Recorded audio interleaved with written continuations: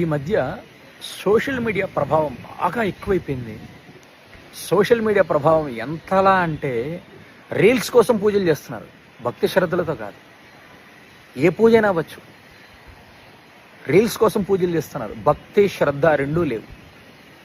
మొన్న ఆ మధ్య వారాహి నవరాత్రులు ఎందుకు చేస్తున్నారంటే రీల్స్ కోసం.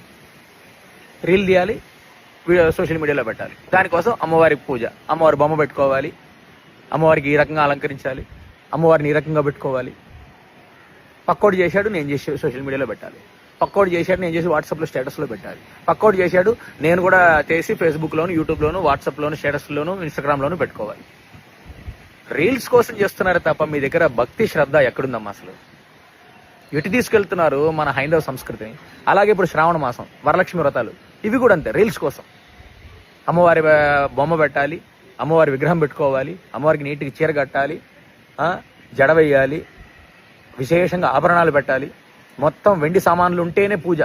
ఆ రీల్స్లు మరీ దారుణంగా జనాలను ఎంత పిచ్చోళ్ళని చేస్తున్నారంటే, మా ఇంట్లో మొత్తం దేవుడు వెండి సామాన్ ఉంది, మీ ఇంట్లో లేదా? వాడు అప్పో సప్పో చేసి కొనుక్కోరావాలి భర్త. ఎంత దారుణంగా ఇన్ఫ్లుయెన్స్ చేస్తున్నారంటే సోషల్ మీడియాలో. రీల్స్ కోసం పూజలు తప్ప భక్తి లేదు, శ్రద్ధ లేదు. ఎటు తీసుకెళ్తున్నారు? ఎటు వెళుతుంది మన సంస్కృతి? మన హైందవ సంస్కృతిని ఎటు తీసుకెళ్తున్నారు? మన తెలుగు వాళ్ళ సాంప్రదాయాన్ని ఎటు తీసుకెళ్తున్నారు? కొంచెం అర్థమవుతుందా మీకు? మహిళలు ముఖ్యంగా మిమ్మల్ని అడుగుతున్నా, కొంచెం అర్థమవుతుందా మీరు ఎటు తీసుకెళ్తున్నారు? భక్తి శ్రద్ధలతో పూజలు చేయండి, ఖచ్చితంగా అమ్మవారి అనుగ్రహం ఉంటుంది. మీరు విశేషంగా చేయాల్సిన అవసరం